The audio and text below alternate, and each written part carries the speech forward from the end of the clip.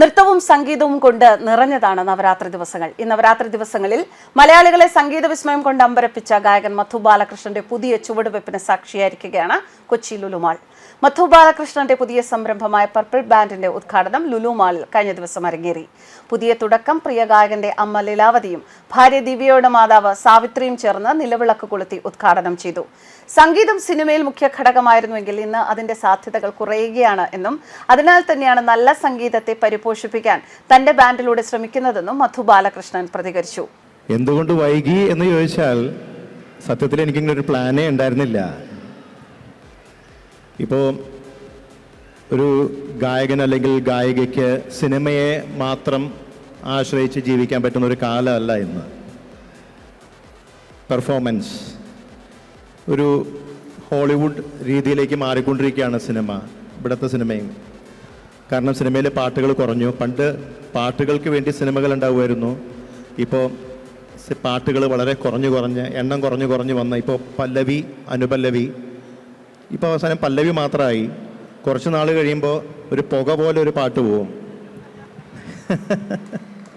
പിന്നെ ഇംഗ്ലീഷ് സിനിമയിലൊക്കെ ടൈറ്റിൽ എഴുതി കാണിക്കാറില്ലേ, സിനിമ കഴിഞ്ഞതിന് ശേഷം അടിയിൽ ഇങ്ങനെ മുകളിലേക്ക് പോവില്ലേ, ക്രെഡിറ്റ്സ് എഴുതി കാണിക്കില്ലേ. അപ്പോൾ ഒരു 10-15 പാട്ടുകളുടെ ലിസ്റ്റ് കാണാം. പക്ഷെ ആ പാട്ടൊന്നും നമ്മൾ സിനിമയിൽ കേട്ടിട്ടുണ്ടാവില്ല. ചിലപ്പോൾ ഇനി അതുപോലെ ആവും. അപ്പോൾ എന്തായാലും എല്ലാ ഗായകർക്കും ഗായികമാർക്കും അവസരങ്ങൾ ഉണ്ടാകട്ടെ. ഇത് ഇപ്പോൾ നമ്മൾ നാടോടുമ്പോൾ നടുവേ ഓടുക എന്ന് പറഞ്ഞ പോലെ ഞാനും ഇങ്ങനൊരു ബാൻഡ് തുടങ്ങി. അതിന് നിങ്ങളുടെ എല്ലാവരുടെയും പ്രാർത്ഥനയും അനുഗ്രഹവും ഞാൻ പ്രതീക്ഷിച്ചുകൊള്ളുന്നു. ഈ ബാൻഡ് നിങ്ങളിലേക്ക് ഞാൻ സമർപ്പിക്കുകയാണ്. നാടോടുമ്പോൾ നടുവേ ഓടുന്നതാണ് കാലഘട്ടത്തിന് യോജിച്ചത്. അതിനാൽ തന്നെയാണ് ബാൻഡുമായി മുന്നോട്ട് വരുന്നത്.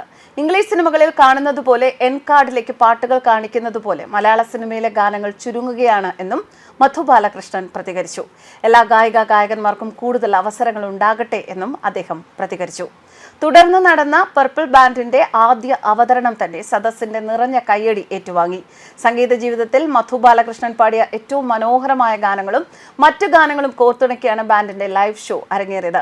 അച്ഛനൊപ്പം മകൻ മാധവ് ബാലകൃഷ്ണന്റെ തുറന്ന വേദിയിലെ അരങ്ങേറ്റവും ഗംഭീരമായി. സംഗീത ജീവിതത്തിൽ 3 പതിറ്റാണ്ട് പിന്നിടുകയാണ് മധു ബാലകൃഷ്ണൻ. മധു ബാലകൃഷ്ണനെ ലുലു മാൾ ആദരിച്ചു.